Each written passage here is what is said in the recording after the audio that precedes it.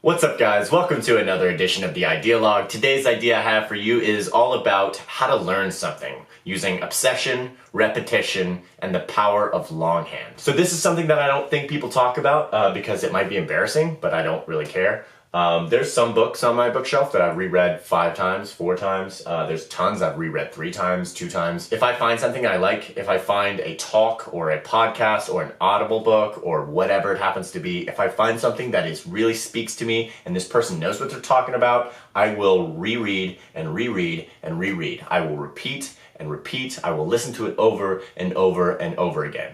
Because the first time you hear it, it is complete entertainment value. You only get a little bit. The famous comedy director, Judd Apatow, he's directed everything.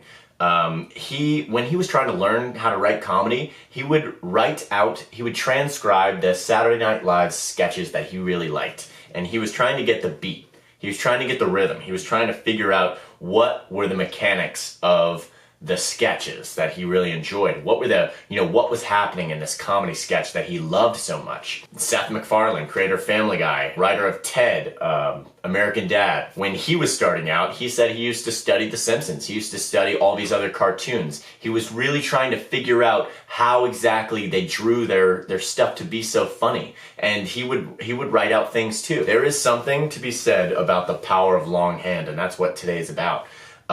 When you are putting the pen to the page and you're actually physically writing out, you do have to slow your mind down. We talked about this before, but you have to slow your mind down. And that connection, that physical action is so much better than typing on a keyboard.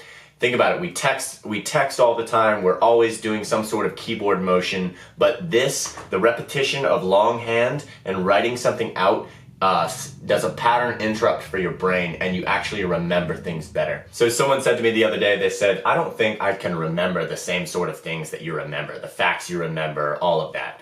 And they said that their brain doesn't work the same way. And I really got to challenge that because there's nothing special about my memory. I actually don't think I have a great memory, but what I have done is that I will write things out, I will repeat, I will rehearse, I will go over them again. And if I have downtime, if I'm at a waiting room, I go over my notes all the time because every time I look at them, I'm different, and so now I see them differently, and then I add something or I change something. You ever watch a movie and then you watch it about 10 years later and it's like a completely different movie? You're like, man, how did I not see this before? It's because we see things not as it is, but as we are. We see the world filtered by our own experiences. So when you see a movie 10 years later, it's not that the movie is any different, it's that you're different and you're seeing it with a new lens. It's like you got a new filter for the way you look at the world. And so yes, you're gonna see new things. So when I reread a book or I re-listen to a podcast, I'm hearing new things because I'm now different. So there is extreme value in repetition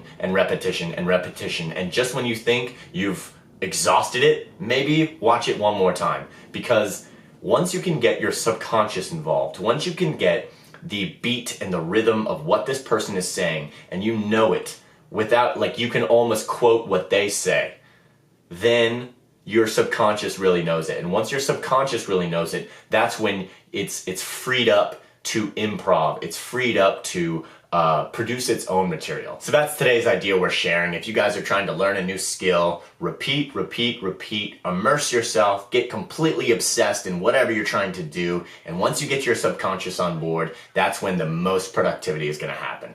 So it's when you get in that flowmentum state. But anyway, that's it for today. I will see you guys tomorrow.